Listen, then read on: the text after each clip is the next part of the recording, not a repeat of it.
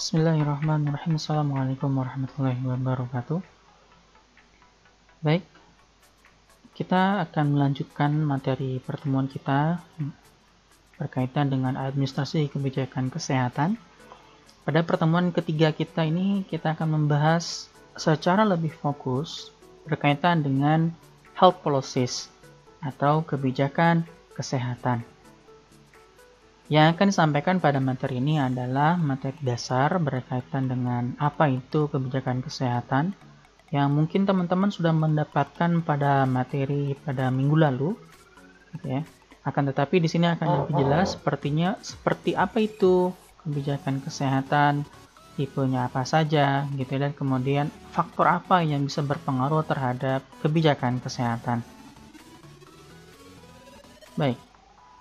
Kita akan mulai dengan definisi kesehatan terlebih dahulu. Dalam definisi yang telah dikeluarkan oleh WHO, yaitu pada tahun 1946, ini lumayan agak sedikit lama juga, gitu ya. Karena ini adalah pengertian yang lebih sering dipakai oleh para ahli. WHO menyatakan bahwa sehat ataupun kesehatan, gitu ya, ada suatu keadaan di mana gitu ya, tidak hadirnya penyakit gitu ya atau kecacatan, tetapi suatu keadaan di mana lengkap secara fisik gitu ya, sehat secara mental, kemudian secara kesejahteraan juga terjamin. Artinya dalam hal ini sehat gitu ya.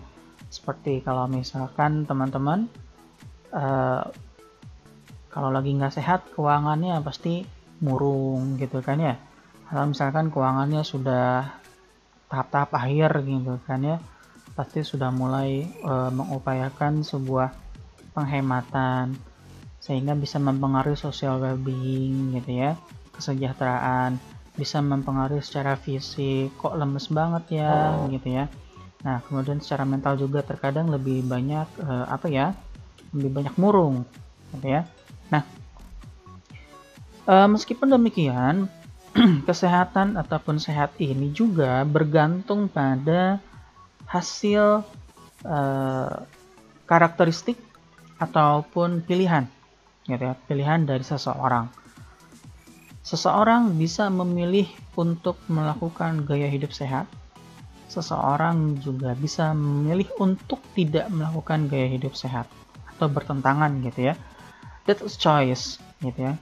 That's human choice, gitu. Sehingga baik itu nanti pemerintah ataupun baik itu muka agama dan sebagainya, itu tidak bisa membatasi kamu harus membuat ataupun melaksanakan gaya hidup sehat, enggak, gitu ya. Wajib, enggak. Tetapi dalam hal ini pemerintah hanya bisa mengatur, hanya bisa menghimbau supaya masyarakat bisa hidup sehat. Seperti itu. Jadi, secara definisi sehat adalah suatu keadaan di mana tidak adanya suatu penyakit ataupun kecacatan yang bisa dilihat gitu ya secara fisik sehat, tidak terjadinya luka, tidak terjadinya kecacatan, kemudian secara mental juga sehat, tidak ada gangguan gitu ya. Kemudian secara kesejahteraannya juga itu bisa dibilang sejahtera atau menikmati hidup lah, bisa dibilang seperti itu. Nah, kemudian kita akan membahas sebenarnya apa yang bisa mempengaruhi sehat itu sih, gitu ya. Kok dari tadi ngomongin pilihan gitu ya, dari tadi ngomongin karakteristik, dari tadi ngomongin gaya hidup sehat. Nah, determinant of health itu yang paling terkenal teorinya adalah teori Bloom. Jadi Bloom itu mengajukan teori pada tahun 1974. Kemudian teorinya itu dikeluarkan pada tahun 1981 yang terkenal dengan Force Field and Well-being Paradigm of Health. Jadi paradigma kesehatan gitu ya, itu dipengaruhi oleh beberapa faktor. Bisa dilihat dari gambar yang ada di video, gitu ya, bahwa sehat, kemudian kesejahteraan itu dipengaruhi oleh 4 faktor. Pertama adalah hereditas. Hereditas di sini adalah genetik, gitu ya, genetik. Kemudian yang kedua adalah lifestyle, atau kita ke kanan dulu gitu ya. Selain hereditas ataupun secara genetik, itu ada yang namanya medical care services, yang dimana terdiri dari upaya preventif, kuratif, gitu ya, pelayanan secara rehabilitatif, gitu ya. Kemudian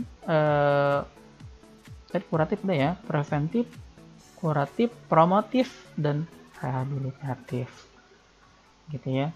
Atau yang biasa sering digunakan di Indonesia itu adalah akses terhadap fasilitas kesehatan, gitu ya.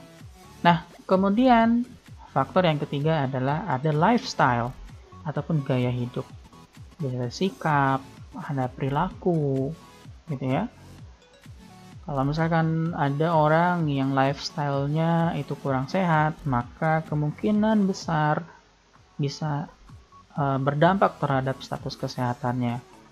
Bisa itu secara sosialnya, bisa secara somatik gitu ya, secara fisik, bisa juga secara psikis, macam-macam gitu ya. Karena tadi sudah disampaikan bahwa sehat ataupun kesehatan itu ternyata tidak hanya secara fisik, tetapi bisa juga secara kesejahteraan, bisa juga secara mental.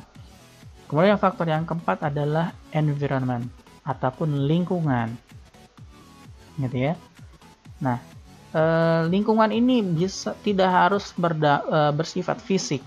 Artinya apa? Contoh misalkan kalau lingkungannya itu terdapat polusi, berarti kan secara fisik gitu ya, ataupun secara secara di lingkungan itu padat penduduk gitu ya, itu adalah secara fisik. Ada juga yang bisa dinamakan dengan situasi lingkungan, dalam hal ini adalah ekonomi, perekonomian nasional ataupun perekonomian negara, yang secara tidak langsung nanti akan berdampak pada status kesehatan seseorang, gitu ya. Tidak ada uang ataupun tidak ada hal yang bisa dibeli, maka pelayanan kesehatan pun kemungkinan juga tidak bisa dibeli oleh seseorang yang memiliki keterbatasan secara ekonomi. Nah, baik, itu berkaitan dengan determinants of health atau faktor-faktor yang bisa berpengaruh terhadap kesehatan. Nah, selanjutnya kita akan membahas kebijakan, gitu ya. Kebijakan ataupun policy, gitu ya, itu adalah sejumlah keputusan yang dibuat oleh mereka yang bertanggung jawab dalam bidang tertentu. Biasanya mereka yang berwenang, gitu ya, yang berwenang. Tidak semua orang bisa mengeluarkan kebijakan. Nah, kemudian kebijakan publik. Apa kebijakan publik? Adalah public policy. Kebijakan publik adalah kebijakan yang dibuat untuk mengatur kepentingan masyarakat secara umum, biasanya dibentuk oleh pemerintah ataupun negara, ataupun lembaga yang memiliki kewenangan di dalam membuat sebuah kebijakan. Nah, perlu diperhatikan dan diingat kembali oleh teman-teman bahwa kebijakan kesehatan itu turunan, gitu ya, diferensiasi daripada kebijakan publik. Kenapa? Karena pada hakikatnya kebijakan kesehatan itu adalah kebijakan publik, tetapi sektor yang fokus sektornya adalah kesehatan. Dia lebih fokus, gitu ya.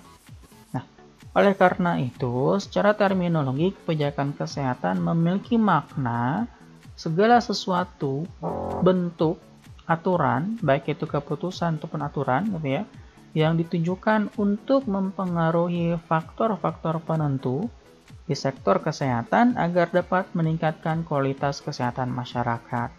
Jadi kebijakan kesehatan sebenarnya adalah perpanjangan tangan dari public policy, tetapi dia lebih fokus terhadap peningkatan kualitas kesehatan masyarakat. Kemudian setidaknya ada 2 tipe umum di dalam kebijakan kesehatan, yaitu regulatory health policies dan allocative health policies. Apa sih dua terminologi ini? Nah, regulatory health policies ataupun kebijakan kesehatan yang bersifat regulasi atau regulatory adalah kebijakan kesehatan yang digunakan sebagai alat pengaturan oleh pemerintah ataupun negara untuk mengontrol perilaku kelompok sasaran tertentu, dan ada kalanya di dalam kebijakan tersebut ada sanksi jika terdapat pelanggaran terhadap kebijakan tersebut. Contohnya apa? Contohnya adalah aturan kawasan tanpa rokok. Di dalam aturan kawasan tanpa rokok, orang atau di dalam kawasan tanpa rokok, setiap orang yang berada di kawasan tersebut tidak boleh merokok. Apabila ditemukan orang tersebut merokok, maka bisa didenda misalkan 50.000 sampai 500.000 misalkan. Nah, jadi regulatory health policies ataupun kebijakan kesehatan yang bersifat regulator itu fungsinya adalah untuk mengatur. Ingat ya, mengatur. Nah, kemudian yang kedua ada allocative health policies atau kebijakan kesehatan yang bersifat alokasi. Nah, kebijakan kesehatan ini berkaitan dengan pemberian secara langsung barang dan jasa kepada individu atau kelompok ataupun lembaga tertentu yang dimana lembaga tersebut atau kelompok tersebut itu berkaitan dengan sumber daya kesehatan. Contohnya apa? Contohnya adalah surat keputusan Menteri Kesehatan berkaitan dengan bantuan operasional kesehatan misalkan, atau misalkan keputusan presiden atau peraturan presiden berkaitan dengan pemulihan ekonomi secara nasional gitu ya, ataupun alokasi sumber daya manusia kesehatan di Indonesia. Nah, itu adalah sifat-sifat kebijakan yang kebijakan yang memiliki sifat alokasi atau kebijakan kesehatan yang bersifat alokatif ataupun alokasi. Nah, kemudian gitu ya, selain tadi dua gitu ya, ada alokatif kemudian regulatory policy. Nah, teori induk dari health policy ini ataupun kebijakan publik, Anderson itu mengemukakan ada beberapa jenis-jenis kebijakan lainnya, yaitu kebijakan kesehatan lainnya. Yang pertama adalah substantive policy. Nah, kebijakan ini dilihat dari substansi masalah yang dihadapi oleh pemerintah. Jadi misalkan kebijakannya berkaitan dengan penanganan wabah, gitu ya. Itu masalahnya tertentu, gitu, dan itu spesifik dan itu sifatnya adalah substansi. Gitu, ada hal yang dasar yang harus dikeluarkan oleh pemerintah. Jika tidak ada pengaturan, jika tidak ada kebijakan dari pemerintah berkaitan dengan pengendalian wabah ini, mungkin saja nanti wabahnya bisa outbreak-nya itu bisa lebih luas gitu skalanya. Kemudian ada yang namanya procedural policy, yaitu suatu kebijakan yang dilihat dari pihak-pihak terlibat dalam permasalahannya. Contohnya adalah SOP. Nah, di dalam SOP kan suka ada pihak-pihak yang ikut terlibat dalam SOP, gitu, ataupun harus ngapain sih orang-orang yang diatur dalam SOP tersebut. Nah, itu namanya procedural policy. Selanjutnya adalah material policy, yaitu mirip seperti allocative policy gitu ya. Jadi material policy ini mengatur tentang alokasi atau penyediaan sumber-sumber material yang nyata bagi penerimanya. Contohnya berkaitan dengan BOK, misalkan bantuan operasional kesehatan, atau bantuan-bantuan lain yang fungsinya sama, yaitu untuk alokasi sumber daya, baik itu barang ataupun jasa. Dan jasa itu biasanya berkaitan dengan manusia gitu ya, sumber daya manusia kesehatan. Nah, kemudian yang keempat ada public goods and private goods policies. Apa itu public goods ya dan private goods? Goods itu bukan baik ya, bukan baik, tapi goods itu adalah barang. Jadi kebijakan barang publik. Yang pertama berkaitan dengan public goods policy, yaitu suatu kebijakan yang mengatur tentang penyediaan barang-barang atau pelayanan oleh pemerintah untuk kepentingan orang banyak. Ini berkaitan dengan hajat hidup orang banyak, seperti tadi kebijakan berkaitan dengan wabah, gitu ya. Itu ada public goods policy. Kemudian berkaitan dengan layanan kesehatan di rumah sakit pemerintah ataupun di puskesmas, itu ada public goods policy. Nah, sedangkan private goods policy adalah suatu kebijakan yang mengatur tentang penyediaan barang-barang, pelayanan-pelayanan oleh pihak swasta untuk kepentingan individu-individu ataupun perorangan di pasar bebas dengan imbalan biaya tertentu. Contohnya apa? Contohnya adalah biaya rumah sakit swasta. Gitu ya, itu adalah private goods policy. Jadi kalau public goods policy itu berkaitan dengan hajat hidup orang banyak yang diatur oleh pemerintah, gitu ya. Kalau private goods policy itu berkaitan dengan hajat hidup orang banyak juga, gitu ya, ataupun perorangan, tetapi dia harus ada imbalan tertentu. Karena dia sifatnya adalah transaksional. Gitu ya. Jadi barangnya itu dimiliki oleh private secara swasta, gitu ya, sehingga nama kebijakannya adalah private goods policy. Nah, tadi kita berbahas berkaitan dengan kebijakan kesehatan, banyak macamnya. Tapi ada hal yang perlu menjadi poin penting, bahwa kebijakan kesehatan itu ada faktor penentunya juga, gitu ya. Tadi kesehatan ada faktor penentunya juga, gitu ya, ada teori Bloom. Nah, sedangkan di sini determinants of health policy juga punya sama, gitu ya, ada 4 di situ. Gitu, ada 4. Pertama, potential solutions. Maksudnya apa? Maksudnya adalah bagaimana caranya dalam hal ini pemerintah ataupun negara bisa mengidentifikasi masalah-masalah kesehatan, gitu ya, ataupun masyarakat dalam hal ini bisa mengidentifikasi masalah kesehatan, sehingga jika sudah tahu masalah, maka bisa dirumuskan kebijakannya, bisa dirumuskan program kesehatan apa yang tepat, gitu ya. Jadi health problem, masalahnya dulu nih, apa nih, gitu ya. Kemudian yang kedua, stakeholders, gitu ya. Kita akan melihat stakeholdersnya ataupun pejabatnya. Nah, kebijakan kesehatan juga dikaitkan oleh para pejabat. Bagaimana pejabat itu melihat sebuah masalah, gitu ya. Bagaimana pejabat tersebut membuat sebuah upaya supaya masalah itu bisa terselesaikan. Ya, itu dari sisi stakeholders. Kemudian dari sisi leadership. Leadership di sini berkaitan dengan pengambilan keputusan ataupun pembuat keputusan. Dalam hal ini adalah DPR, Kementerian Kesehatan, Menteri, kemudian Presiden itu sendiri, gitu ya.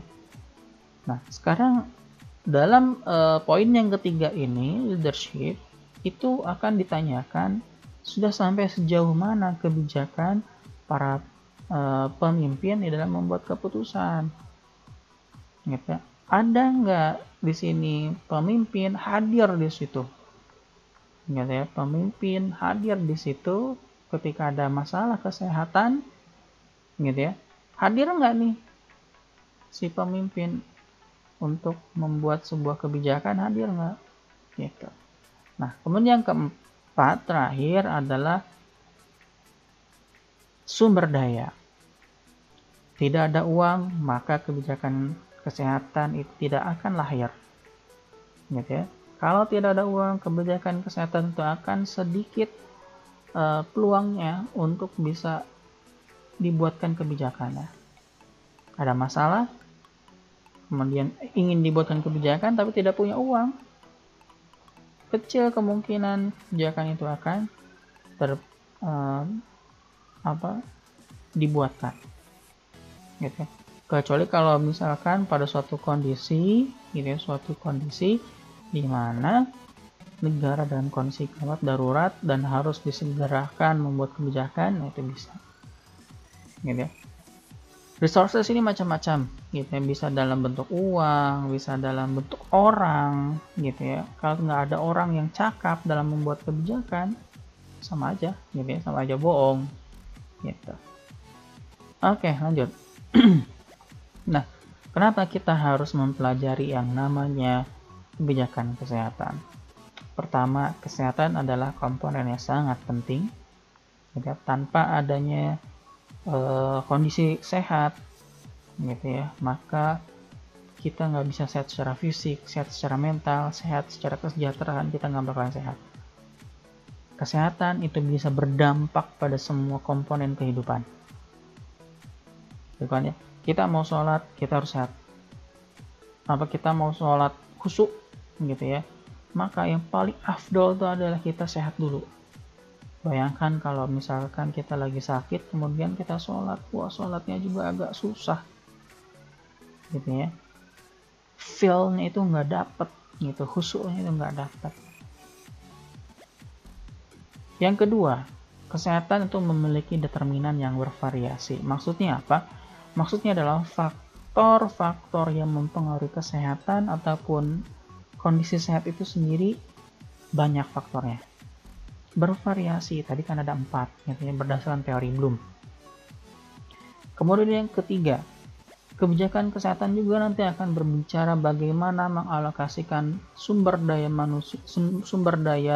manusia kesehatan yang baik, gitu ya. Baik itu sumber daya manusia kesehatan, baik itu sumber daya kesehatan lainnya, gitu ya. Itu bagaimana distribusinya, bagaimana alokasinya, itu ada di kebijakan kesehatan. Dan terakhir adalah kebijakan kesehatan bisa mengidentifikasi masalah-masalah yang ada di dalam sektor kesehatan. Karena kebijakan kesehatan itu tahap 1, gitu ya, itu adalah identifikasi masalah dulu. Tidak ada masalah, maka tidak ada kebijakan kesehatan. Kecuali kebijakan kesehatan itu sifatnya ada politis. Gitu ya. Nah, kalau kebijakan sifatnya politis nanti kita akan bahas pada pertemuan selanjutnya. Baik, itu saja yang dapat saya sampaikan pada kesempatan kali ini. Mudah-mudahan ilmunya bermanfaat. Ingatlah pesan Obama, gitu ya, Barack Obama, bahwa perubahan itu tidak akan datang jika kita menunggu seseorang, gitu.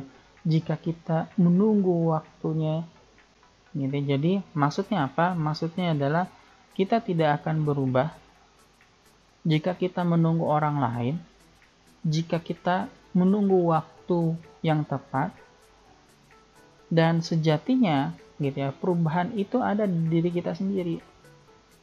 Gitu ya, perubahan itu ada di diri kita sendiri. Kita mau ngapain ya kita harus berubah, gitu. Kita harus misalkan menjadi orang yang sukses, kita harus berubah, kita harus menjadi sehat, maka rubah dulu diri kita. Tidak perlu menunggu orang lain atau tidak perlu menunggu sebuah keadaan. Oke, baik. Terima kasih atas kesediaannya menonton video ini. Semoga bermanfaat. Assalamualaikum warahmatullahi wabarakatuh.